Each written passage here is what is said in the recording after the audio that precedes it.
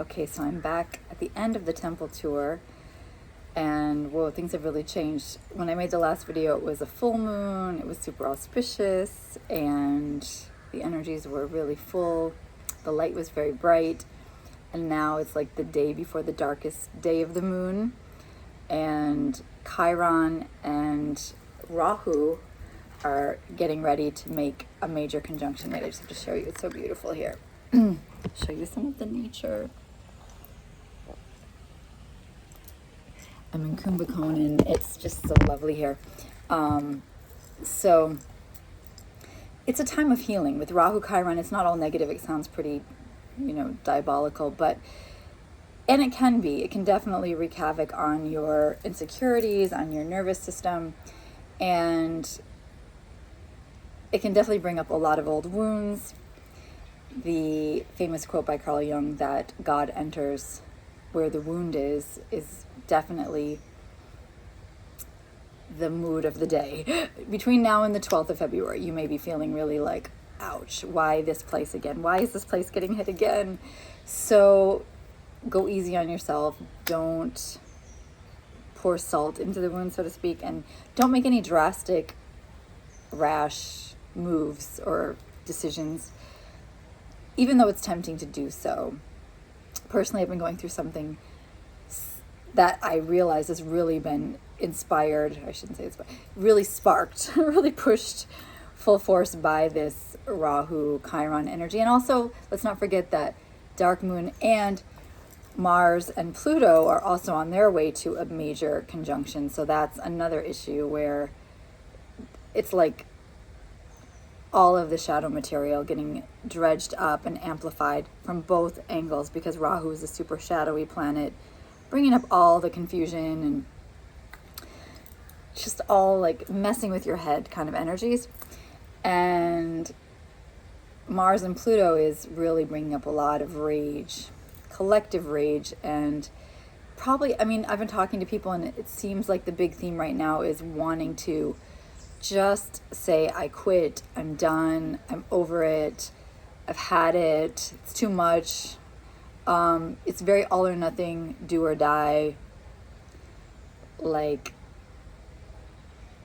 just cutting, just feeling like just done, So you might be feeling like that, and you may actually be getting that direction. See, this is the thing.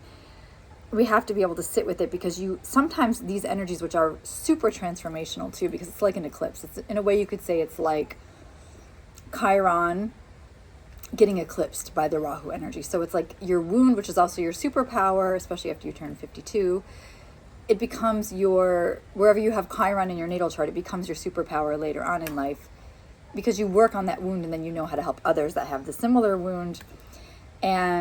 But it doesn't mean that the pain goes away, or that it's not still a sensitive point if somebody, triggers you or pokes you in that place, or a situation in life brings up that abandonment wound. Because Chiron, let's not forget, he was super abandoned by his father Saturn, and then he ended up getting sort of adopted by Apollo. So he became very creative, and he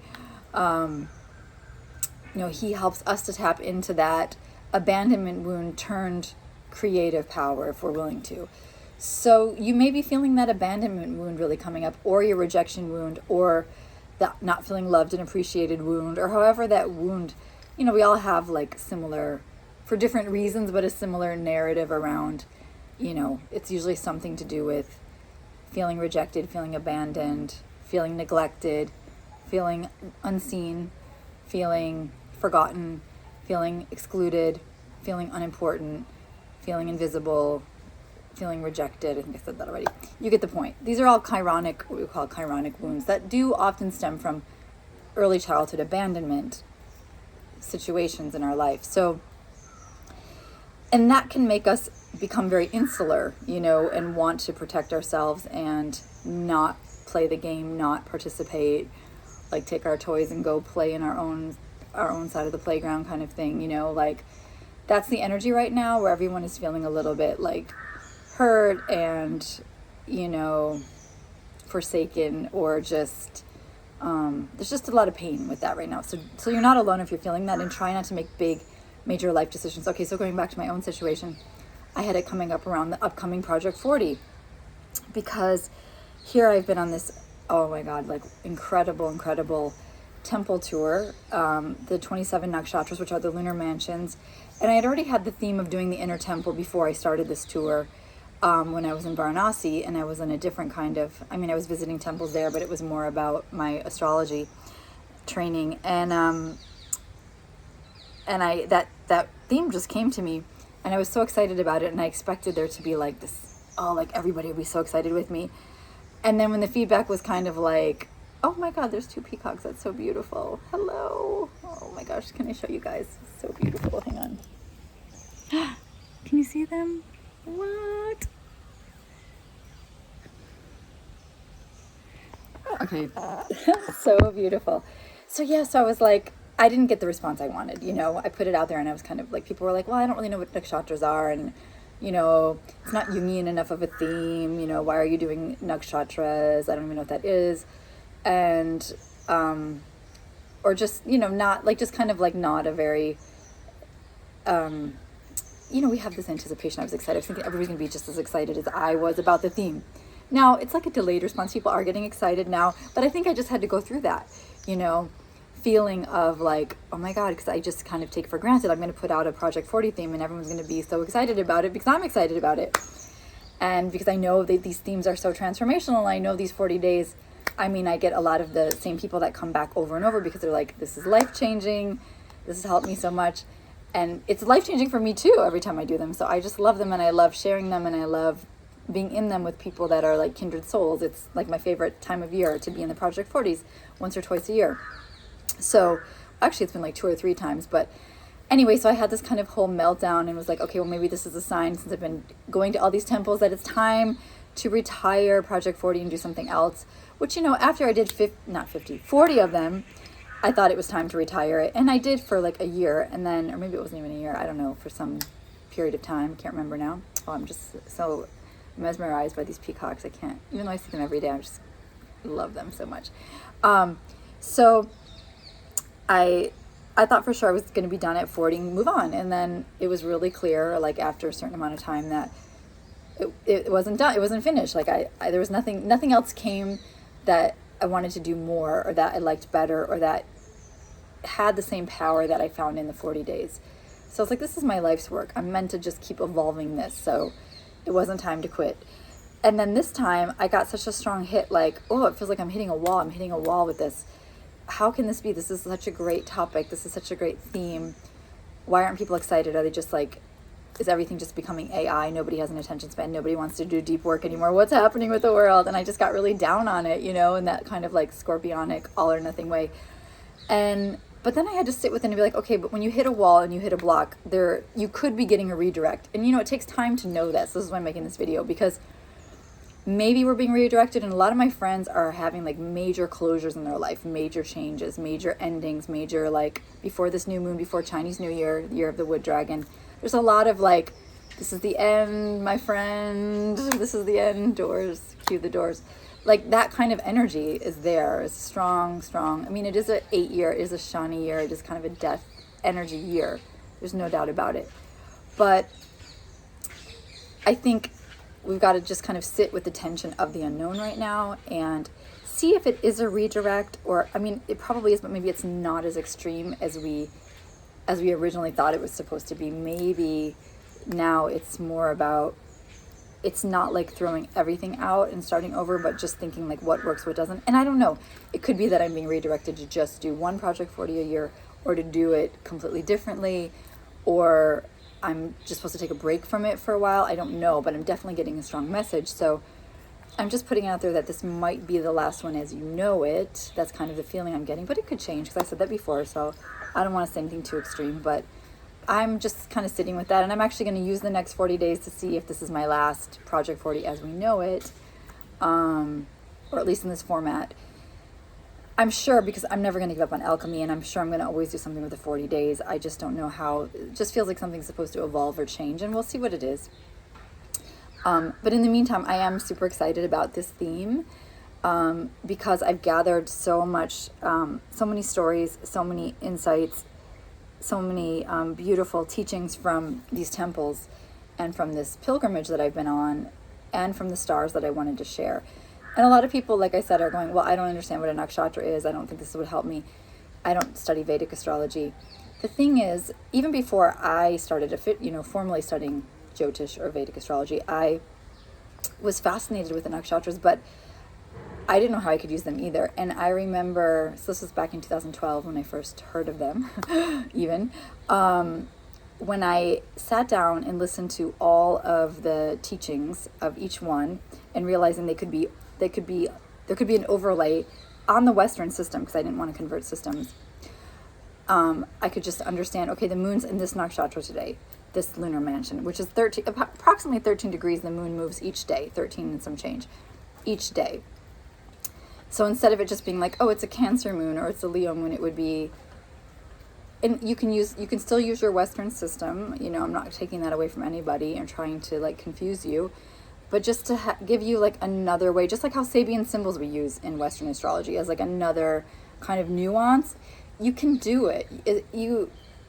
The thing is, if you don't get so black or white in your head and you just say like, I just want to understand the mythology and the beautiful teachings of these constellations where the moon is actually moving through these constellations. Forget about the zodiac sign or the Rashi. Forget about that. Just think about the moon moving through these constellations, these lunar mansions, and what that entails. And you don't have to know anything, so I'm going to guide you through it and create these beautiful meditations for each of them. So it's something you can use in your life ongoing every month. You can access this, and it's a way that you can have auspicious timing. You can plan things knowing like what the energy of each day is, because we're also going to be talking a lot about the cycles of the moon and the different more advanced than like what we do in Western astrology, which is just like the quarter moon phase and the new moon and the full moon. We'll go more in depth with really understanding like how each day has its own energy besides the constellation the moon is moving through. Wouldn't you like to know everything you could know about a particular day and how to work with it as we go through the month? Because it will help you plan things. It'll help you be more in sync with the cosmic, mythological, archetypal, divine forces that are working us, whether we're conscious of it or not. Better to be conscious of what's happening and to be in a co-creative relationship with it versus unconscious and kind of getting battered around, or like, oh wow, I had this idea I was going to do this thing today and that's not really feeling right and it's not working out. Why is that? Because you're just not in alignment with what's happening. And the moon, it's, we're 90% water. The moon is affecting us like it affects the tides, which I've said for years. Like, we are mostly water, so how can we say that the moon doesn't affect us? I mean, we see how it affects the tides. And we see how it, just now, as the moon is getting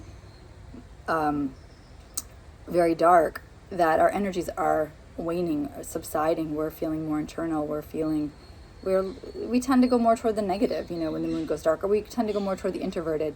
Like the beginning of this tour, I was like all gung-ho, like with the group and all the temples and all the excitement and all of that. And then as the moon was getting darker and darker, I'm born on the day of the moon too, so I super feel the moon. I was like, all right, I think I'm going to just hide in my hotel room and not go on this. I might skip this thing or that thing. I just needed some time by myself, so I wasn't doing all the social stuff. And I was missing some of the stops because I just needed to, turn inward. And, oh, see, thank you. And I just got confirmation that was the right move. Thank you. So we have to listen to ourselves with these lunar cycles. And also it helps, again, to know where the moon is, what it's doing, which nakshatra it's in, and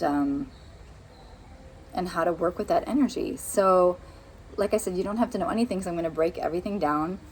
And as I do in every Project 40, I make it experiential. So you live it, and it comes through real-time stories and, accessible stories, not something so out there. It's not a class. It's not something you have to, sit down and watch like a class and take notes. It's not like that. It's like you're going to be living it and getting the direct downloads yourself and insights, and you'll develop your own relationship to these different lunar energies, these different lunar mansions, these cycles. So I'm very excited about it, and I'm going to have some special guests also coming for the weekly live seminars, which will be recorded. They're 11 a.m. Eastern every Friday. And if you can't make it live, don't worry, because they'll all be in a showcase for you to easily access for the you know, for the long haul, as long as I have a account, which should be until they take Vimeo away, you have access to it. Yeah, so check out my website for all the special guests. And what else can I tell you? Yeah, definitely, if you've never done one, this is your chance, because it may, in case this is the last one. And if you have done them with me before, this is also a great time to make sure. Ooh, that peacock is really on a mission there. Okay, it's tearing stuff up over there. That's Mars Pluto energy for you. Okay, anyway, so take it easy with the Mars Chiron. Ooh, they're calling me. Okay, I think I gotta go. All right, bye.